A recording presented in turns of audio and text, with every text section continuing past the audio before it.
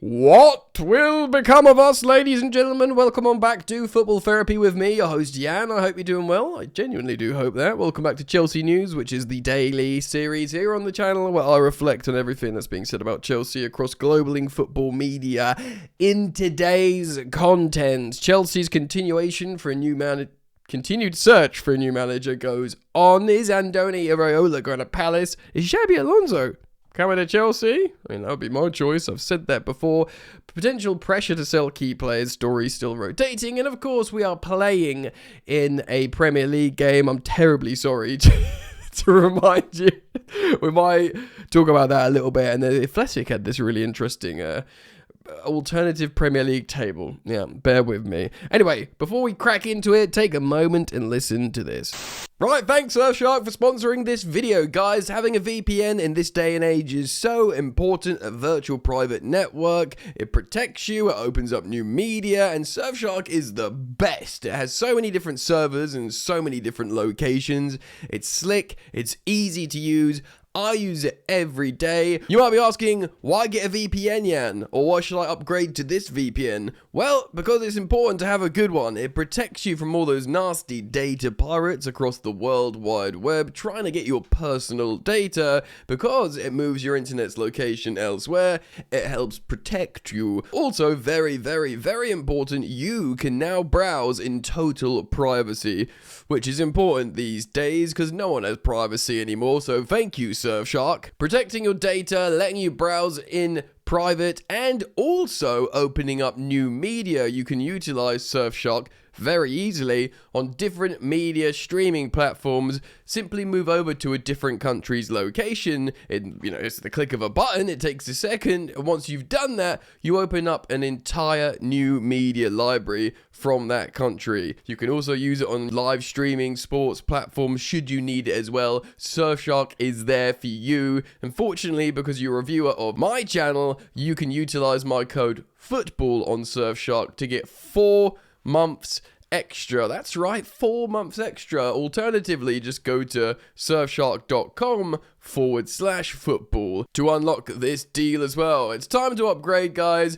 Or click the link in the top of the description. I'll pin a comment too. A big thank you to Surfshark. Go grab this deal. Peace. Thank you so much, Surfshark. Let's get into it.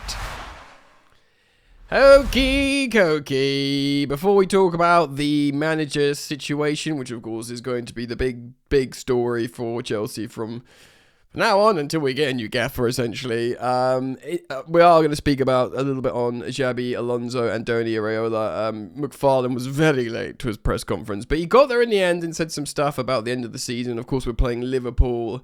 I'd say the battle of the underwhelmers, but they look like they will get Champions League football. A small part of me, there'll be a silver lining if it means they keep Arne Slot and Xabi Alonso might come to Chelsea. But of course, a lot needs to be fixed top to bottom in our football club before we can be happy again. I did, because as I do every day when I scour the World Wide Web for Chelsea-related news and talking points, I often check, major news outlets like The Athletic. And there's this article called The Alternate Premier League Table with some pretty interesting graphics on, which I want to share with you now. Have a look at this. So this is, if you look at this on the right hand side, it's a big chances table, right? And the first 18 matches, and then the last 17 matches. So the sort of the body of evidence so far cut in half. If you go to the first 18 matches, I think Chelsea, big chances created, was 6th in the table, as you can see there. So the first 18 matches, probably all under Enzo Maresca, 6th. And then if you go to the last 17, we are in the top four. We are 4. Pretty much level with both Arsenal and Man City. Oddly, Brentford absolutely killing it for big chances created. This is not This is not any form of copium. This is worrying. Chelsea have created a lot of big chances, and oddly, more so in the second half of the season when we've been absolutely pony. Where we've fallen off an effing cliff, man. So there's like chances. I think this like further highlights the just weak, fragile mentality of these young, silly players, where they'd create chances and they'd be like, oh, we didn't score. Do you know what I mean? And then not scoring, and then they'd concede, and they're so bad at like reacting to, adversity. And of course, conceding a goal, not getting a booking, or for the opposition, or you being booked for what you deemed was not a foul. All these kind of stuff. It kind of all adds up to this like boiling immaturity on the pitch. And yeah, chances are being created. There's a little segment here on said article as well, sort of following up on Chelsea, as you can see. Squeeze that in just a bit, nearly. Chelsea, after scoring 19 of 100 shots between, is that good? It's not less than 1 in 5 shots between January the 17th and March the 4th. Chelsea, okay, that is better than the next. Okay, right. It's not bad, 1 in 5 shots, apparently, because Chelsea have scored 1 of their 94 shots across the current 6-match losing streak. 1 out of 94. And that goal was an overhead friggin' wonder goal kick from João Pedro. Where are the normal goals, the tap-ins, the combinations, the 1-2s, the cross into the box that doesn't require a chest and an overhead kick into the top corner? Where are the normal goals? 1 out of 94. That is just mental. Across the 6-match losing streak, worryingly, they have registered just 7 big chances across that spell. So suddenly, these 6 games, the big chances that we were creating so many of have disappeared. Yeah, managing none in the limp defeats to Man United and Brighton. Oh God, release me from this fever dream. Jeez.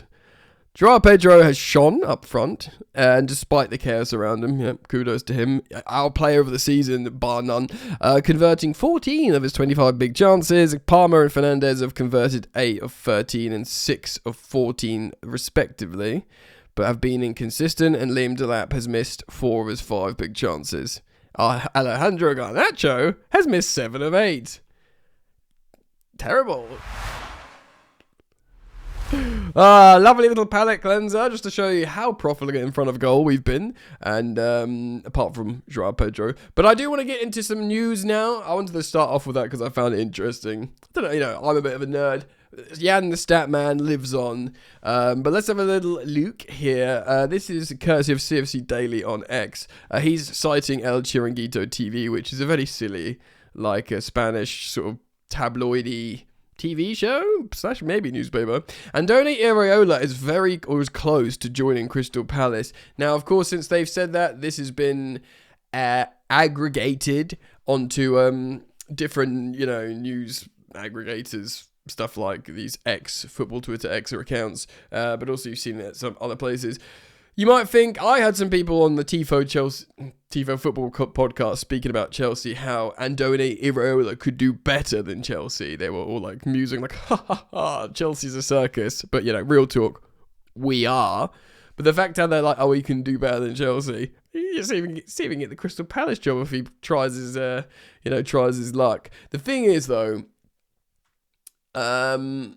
maybe, that's a sideways move if ever I've seen one. I suppose Palace have won trophies recently.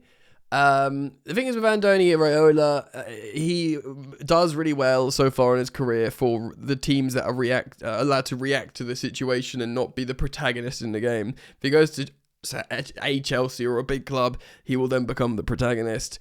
That might work. Will it scale up? It's an unknown. There might be a safety. Apparently he wants to live in London. Croydon's based in London. Croydon's London. Crystal Palace is London. So, he can be in London by going to Crystal Palace. He'll have total control, and he'll be able to play that sort of reactive football out of possession, which probably Chelsea won't want. And then, what does that leave Chelsea? Matt Law on the Londoners Blue podcast was saying Chelsea do like Cesc. It's unlikely, but they are considering him. And of course, I'm going to speak about Xabi Alonso in just a second. Personally, I wouldn't cry for losing out on Andone Iraola, but good coach. Just we need to see. Chelsea fans just need to see so much before they can believe again. Do you know what I mean? Understandably, there's just so much animosity towards the hierarchy, the owners, the players at this point in terms of them phoning it in. So they're going to require a lot of convincing. This is on Court of Side, an exclusive. Chelsea under pressure to sell Enzo Fernandez. The Real Madrid are discussing a £100 million plus transfer. Now, on Real Madrid, they are going effing mental, mate. I covered the story on Football Yannick, the second channel. Just search Football Yannick on YouTube about this insane petition of Kylian Mbappe that's got 30 million signatures to leave Real Madrid. Apparently, there's literal fisticuffs between Valverde and Tchouaméni. I think it's them two on the training pitch. And I think Valverde's gone to hospital and they've got crisis lockdown meetings. It is mental over there. So they probably want to refresh and bring in some fresh names. So this article from, by the way, I will continue for almost a palate cleanser for me from my own insane football club in Chelsea. I'd love to, I like making videos on the second channel, Football Yannick. So I'll probably continue to cover this developing insane Real Madrid story over on Football Yannick. Look, this is Mark Bruce, or Brew on Court of Side, writing, Chelsea are under pressure to sell players this summer, with Enzo Fernandez emerging as a leading candidate. This is no news to us. We know he's made kissy faces to Madrid for a while now. Will they pay the money Chelsea would demand to get back? I think his book value is 75 to 80 million. Chelsea could make, I think, a book profit on him quite comfortably. Of course, they spent a transfer fee of £105 million. As reported last month, Chelsea have discussed Fernandez Real, not Chelsea, have discussed Fernandez internally. With an approach expected soon, the latest I'm hearing is a move to the Bernabeu is the strongest scenario at the moment, because also he's been linked with Man City and PSG. Now, Maresca is almost certainly going to succeed Pep Guardiola at Manchester City, and we know about Enzo Maresca. He loves Enzo Fernandez, so he'd probably be interested in bringing him to Man City. Man City probably need a refresh in the midfield. He says, look, he cannot, Bruce says the following, he cannot confirm yet if talks have already happened, direct talks between Fernandez, Chelsea and Real Madrid, but they've understood the preparations are being made for a summer transfer, essentially. It's not like it's likely for him. He doesn't feel very PSG. I know he's been linked with PSG, but for me, he's not a PSG midfielder at all. If you look at those sort of diminutive, floaty midfield three that look like they might, repeat the Champions League again. Fernandez is an amazing footballer, but he's a sort of box-crashing, direct, sort of number 8 player. I know he can play deeper roles, but I'm not saying he couldn't put his foot on the ball and pass it round, but it's hardly getting there.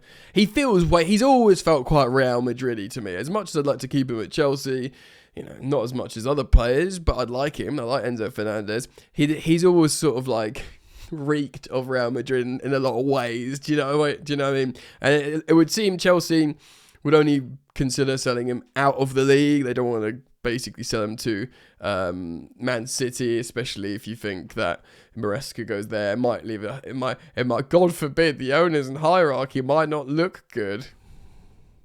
Yeah. To Man City, it says it's unlikely. Chelsea do not want to sell internally. Also, Man City are now looking at the likes of Elliot Anderson, a player who we've been linked with and probably should consider quite heavily and seriously. Especially should Enzo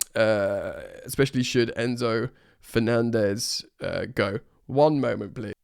My apologies, gang. I just got loads of telephone calls and I thought it might have been serious, and it wasn't. Anyway, Enzo Fernandez, should he leave Chelsea, likely to be Real Madrid, not Man City, which I must say is a good thing. I would not like to see him in a Man City shirt. I think that would be an additional mockery on what is a pretty big mockery of Chelsea at the moment. So yeah, if he goes, go. He wants to go Real Madrid, just let him go. Build without him, move on with your lives. Go home to your families, etc. All right, continuing with Bruce of Mark on court offside. Here we go. He talks ongoing. Chelsea still have a chance to land world-class manager, but he needs convincing. This, of course, is referencing Xabi Alonso, free agent, who I think won't go to Liverpool, because I think, if reports are to be believed, Arne Slot will continue at Liverpool. And therefore, if Xabi doesn't want to keep, sort of tapping his finger, he should come to Chelsea. I know we're a circus and we're burning from the inside, but I have been saying this before. We're about to jump into this, by the way. I think Real Madrid ate him up, and you want to talk about circus, literal punch-ups on the dressing pitch. That's like dressing room and training pitch put together on the training pitch. Yeah. So I can understand why those kind of super divas that were ready to implode anyway didn't want to listen to Xabi Alonso. I think Chelsea players would listen to him, and I think Chelsea aren't as big as a club as Real Madrid. You don't get eaten up as easy. And I think Xabi would look at a level of club like Chelsea, a massive, should be Champions League club. Bigger name than Bayer Leverkusen. You're still scaling up from that insane, immense success from Bayer Leverkusen, but not jumping to this, situation at Real Madrid that just wasn't suiting. Look, Chelsea might not be the picture of a stable environment at the moment, but it might, if they can have the right conversations, it would be a win. Let's find out what's being said. Okay. Chelsea are reportedly still continuing talks with Xabi Alonso, who may still need some time to go and convincing as well. The Spanish tactician is out of work, of course, after leaving Real Madrid, the aforementioned, and he seems to be one of Chelsea's top target, if not top target. Now, this is of citing Simon Phillips on his, presumably his Substack. Cy Phillips, of course, is a Chelsea journalist with good information. The Blues are continuing their efforts to persuade Alonso to join, but their manager search has supposedly proven tricky so far. Imagine my shock. I wonder why. Probably because you gave someone like Liam Rosenior a 6.5-year deal and sacked him in about 100 days, including an international break. Why should a manager think there's just this wicked, sweet deal waiting for them at Chelsea Football Club? At the moment, well, discussing the latest on Alonso to Chelsea's situation, Phillips wrote in his Substack, go check it out, quote, Chelsea have continued talks with their top manager, that signifies he's the favourite in preference, managerial target Xabi Alonso this week. And the fact that these talks are continuing means there is still a chance. Overall, as reported yesterday, Chelsea have been finding it very hard to convince manager targets to come. And what we've heard is some managers have already rejected their approaches. Yet as much as Matt Law can say, again on the London is Blue pod, great podcast, Chelsea's an alluring job. It's still Chelsea. They'll still get paid good money. They'll still get to manage superb talent. Even if we all agree perhaps that the squad is imbalanced. It's live in southwest London, all this kind of stuff. Very nice. It's not just a poison chalice for everyone, but it doesn't surprise me at all that a lot of managers are like, no thanks. Do you know what I mean? So some have rejected the approach. However, Alonso has not walked away from talks yet. So you're telling me there's a chance? Meme? Yeah. But does need a lot of convincing and promises. He needs promises in order to give him the keys, Chelsea. Your project has failed. Categorically, demonstrably, eminently. All the other long words. It's failed. This guy's shown he can make a winning team. Just let him do it. Stop being knobheads. Chelsea are offering Alonso more control. Alright. Which is what he's asked for. He's also been asking around recruitment, especially centre-backs. They will be looking to bring in. There is a lot of planning, and Alonso is insisting that if he does take the role, then he needs much more say than previous managers and more assurances overall around the project and flexibility on it. At least that's good. Because he could be like, yeah, I'll take it. Pay me off if you sack me. No, he's saying, I want to be here. Can we make this work? I did not have a nice time at Real. By the way, I think he had like a 70% win rate at Real Madrid and got sacked. Just because talk about player power, 70% win rate. That's like dreamland. Oh, that gets you sacked, like Real Madrid. He wants flexibility. At the moment, Chelsea are working to give these assurances to Alonso and see him as the main target they want in. Ooh, okay. Well, Chelsea's main target is my main target, which is nice. Yeah, man. I mean, I don't need to go over this whole ground too many times, but if we can get Xabi Alonso, not all will be forgiven because you'll still need to do business. You'll still need to build a team that I can believe in again and connect to. But like, as far as the best, I mean, that genuinely for me is like getting the best option available in. So I'll be delighted with that. Would you? Let me know down in the comments and let's talk about this football match we're going to play. Yes, so Liverpool. Hopefully, they keep loving Arne Slot and we can take Xabi Alonso from them. We're going to play them. Let's end the season now, bro. We had to watch Chelsea play football matches. So, why am I looking at Man United? This is the game they played last. They beat Man United. No, Man United beat them 3-2. At Old Trafford, sorry. There was goals from Šeško, Cunha, Menu, but this is the lineup Liverpool went with. Up top with Dom Szoboszlai, probably their player of the season. He keeps moving Frimpong from like fullback or wingback to winger. No Mohamed Salah there. They've got Wirtz playing on the left-hand side. Not their Wirtz player at the moment, but certainly not a good one. Yeah.